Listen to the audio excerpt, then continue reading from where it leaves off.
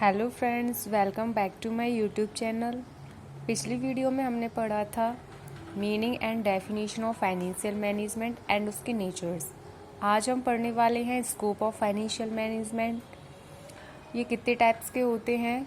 ये 3 टाइप्स के होते हैं: financial decision, investment decision and dividend decision.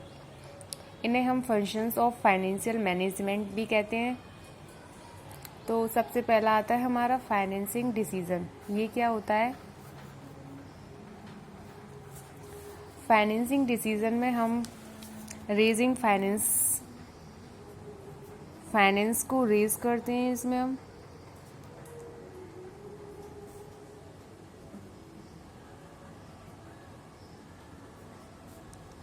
And long term, short terms loan, ये लॉन्ग टर्म और शॉर्ट टर्म्स होते हैं।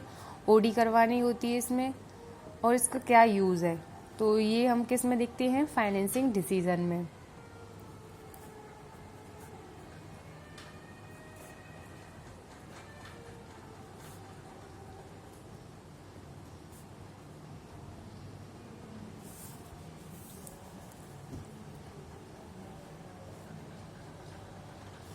एंड थर्ड आता है इसमें डिसाइडिंग द कैपिटल मिक्स।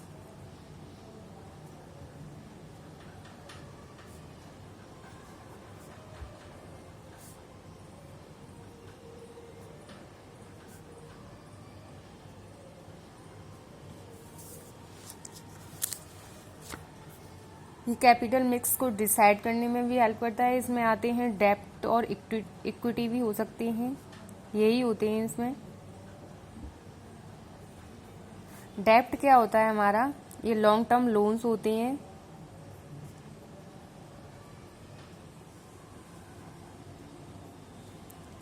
जैसे कि बैंक से बोरोइंग करना, तो ये सब हमारे लॉन्ग टर्म लोन्स होते हैं। नेक्स्ट हमारा आता है इन्वेस्टमेंट डिसीजन।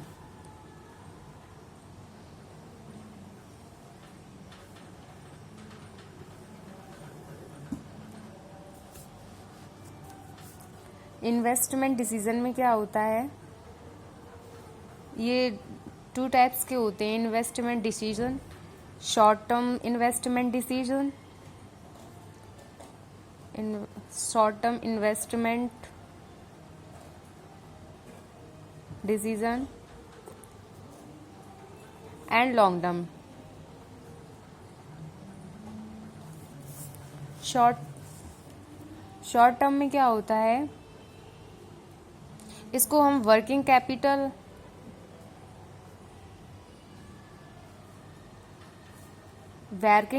मैनेजमेंट भी कह सकते हैं। ये इसका दूसरा नाम है। इसमें क्या होता है?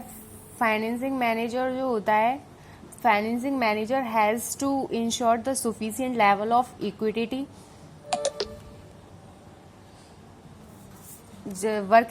Working capital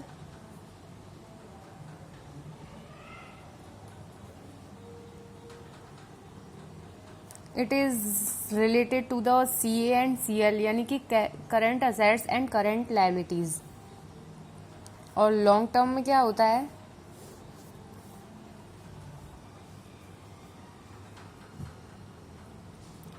long term investment decision में इसे हम कैपिटल बजटिंग भी बोलते हैं।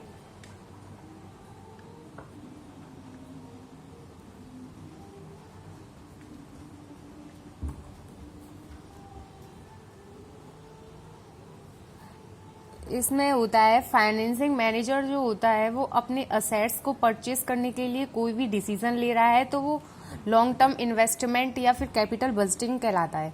जैसे कि कोई परचेज कर रहा है, प्लांट परचेज कर रहा है, मशीनरी, बिल्डिंग या कोई भी अदर फिक्स्ड असेट जो होती है, जो हमारा परचेज करता है फाइनेंसिंग मैनेजर, उसे कैपिटल बजटिंग बोलते हैं या फिर लॉन्ग टर्म इन्वेस्टमेंट बोलते हैं। ओके, नेक्स्ट हमारा आता है डिविडेंड डिसीजन में क्या होता है? Dividend is the part of the profit which has been distributed to equity shareholder. Okay, it is the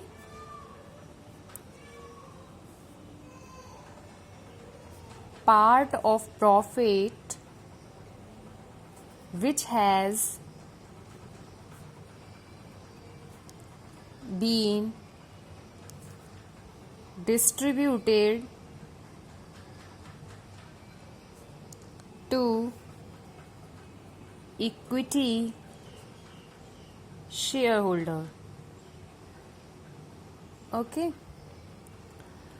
dividend is the not mandatory fee. Dividend का पेमेंट करना compulsory नहीं होता, क्योंकि इक्विटी शेयर होल्डर्स क्लेम नहीं कर सकते, क्योंकि वो वहां के ओनर होते हैं. ओके. सेकंड पॉइंट होता है हमारा इसी में retention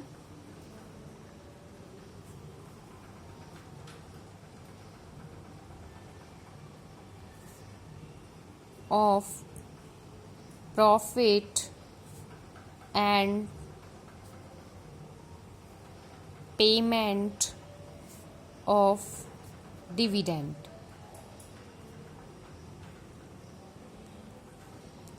okay. Retention of profit का मतलब होता है फाइनेंशियल मैनेजर के लिए कितना पैसा उसे रिटर्न करना है और किस से उसे प्रॉफिट से डिविडेंड देना है. ओके. उसे बोलते हैं हम dividend pay out ratio. DP ratio भी बोला जाता है इसे. ओके. Thank you.